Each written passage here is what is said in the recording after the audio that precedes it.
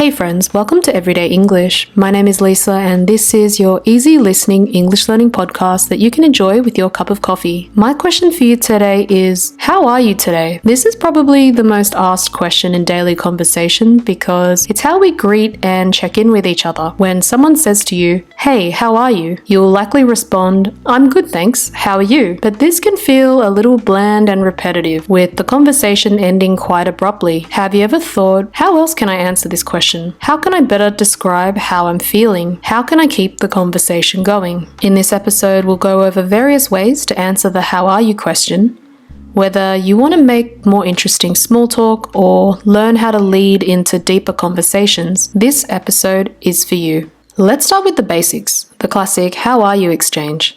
There are a few ways you can ask how someone is. Here are some you might have heard.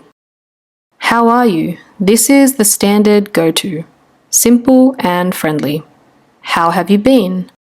Now, this one is great if you haven't seen a person for a little while. It's not just asking about today, but about how they've been doing recently.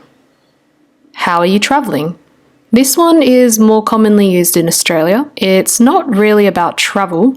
It just means, how are things going for you? And here's how you can answer. I'm good, thanks. How are you? This is a nice, polite way to answer and bounce the question back to the other person. I'm well, thanks. What about you? Similar idea, just phrased slightly different. I've been well, thank you. And you? This one works well if you haven't seen the person in a while and want to be a little bit more formal. You may have noticed in these responses, I added something at the end.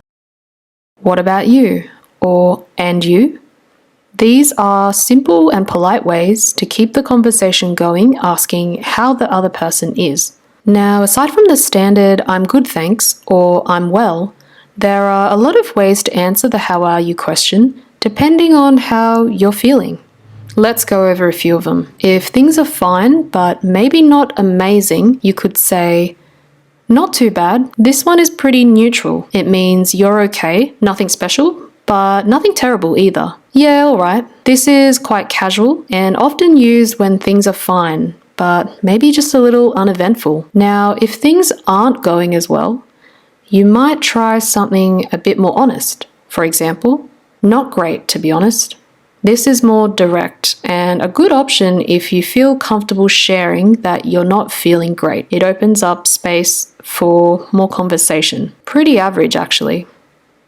This means you're feeling neither really good nor really bad, just somewhere in the middle. Then there are ways to show you're feeling a little bit low or maybe tired. I've been better. This is a classic response if things are a bit tough right now. It means you've had better days, but you're pushing through.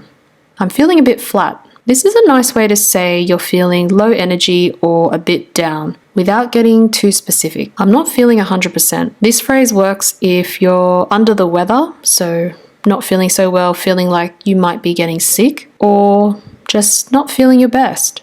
It's vague but honest. Sometimes life gets in the way and you're feeling really overwhelmed. In that case, you could try these responses. I've been sick. It's short and straightforward. This response works well if you've been dealing with a cold or some sort of illness. I've been really busy lately.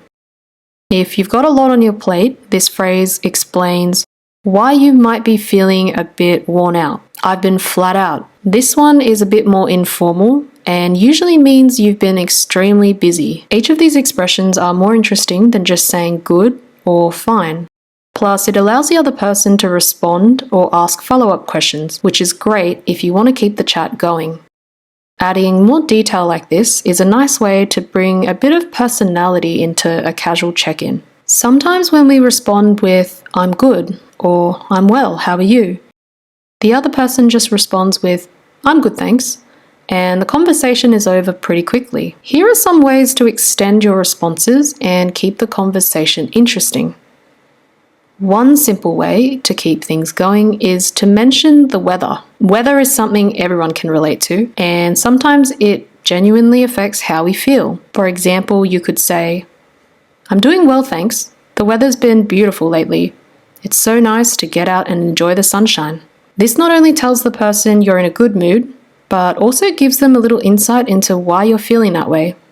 They might agree with you about the weather or share their own experience with it, which can be nice, and it's an easy way to keep the conversation going. Maybe you have something exciting to share. If you've done something interesting recently, you can add that to your response. I'm good. Our soccer season has started again, so it's been great to get back out on the field and play a few games. By sharing something specific like your soccer season, you're letting the other person know a little bit more about your life, which can make the conversation feel more genuine. They might ask how the games are going or share something they've been involved in, and suddenly you've got a more meaningful exchange. Another easy way to add interest to the conversation is to mention a new hobby. Sharing new interests can give a little insight into what's happening with you. I've been well, thank you. I recently started to learn crochet. It's been fun working on a new project. This could be anything you've been working on lately, like cooking, gardening, or learning a language. It's an easy way to add personality to your response and might even inspire the other person to share something they're interested in. You could bring up a current event or something positive you've heard about. For example, "Not too bad. Did you hear about the local charity doing a clothing drive for the homeless? It's such a great idea, and I'm thinking of volunteering." Sharing a bit of good news or a local event like this can just brighten up the conversation. It could lead to other topics if the person wants to learn more or has heard about it too. If you're sharing something meaningful like this, it gives a glimpse into your values and interests. It can also inspire the other person to get involved or talk about something meaningful they've encountered recently. If things aren't going so well, don't be afraid to say so and add a bit more detail if you feel comfortable. Here are a couple ways you could do that. "I've been a bit off actually. I haven't been sleeping well and it's left me feeling pretty unmotivated." This response is honest without being too personal, allowing the other person to understand where you're coming from. Maybe they've experienced the same thing and can relate, which might lead to a conversation about sleep routines or how to stay motivated. Or perhaps you're dealing with an illness. Here's how you could share that. "I've been sick lately.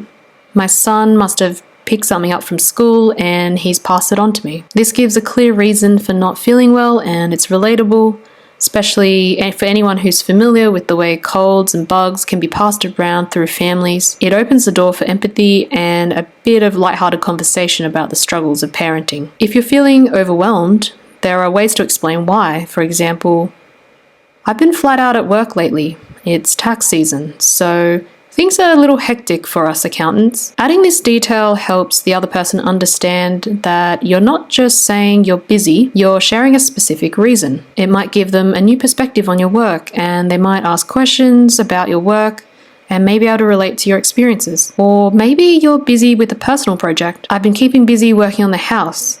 We're renovating the kitchen and bathroom, aiming to get the house ready for sale by the end of the year." This answer tells them why you're busy and shares something a bit more personal.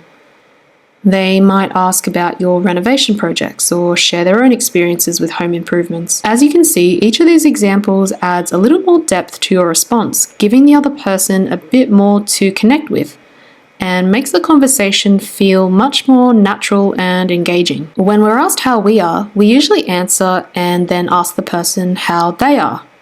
Earlier in the episode, we looked at the phrases, "I'm good thanks, how are you?" "I'm well thanks, what about you?" "I've been well thank you, and you?" But again, these replies can keep the conversation quite short. If the other person replies with, "I'm well thanks," or "I'm well, thanks for asking," the conversation is over. If you want to keep the conversation going, you can ask questions to open up the conversation. For instance, "What have you been up to?" This is a nice and open-ended question, inviting them to share anything they want. "What's new with you?" This is a casual way to ask about recent changes or events in someone's life. "How's the family?" This one is great if you know them well and want to check in on their personal life. "How's work going?" This is a simple but effective one, especially if you know their job has been busy lately. "How's the new job going?" If someone started a new job recently, this shows an interest in how they're going. You could also ask things like, How's the new place going if someone has moved recently? Got any plans for the weekend? This one's always a fun one because people usually look forward to their weekend plans. Got any holidays coming up? This is a nice way to find out if they're planning any trips or time off. Each of these questions can help turn a quick "how are you" into a longer and more meaningful chat. It's also a good way to show you care about what's going on in the other person's life. Friends, I want to finish today's episode by asking, how are you? No, really, how are you? Share with me something interesting down below using some of the examples we discussed today. I look forward to hearing what you're up to, and I'll catch you in the next episode.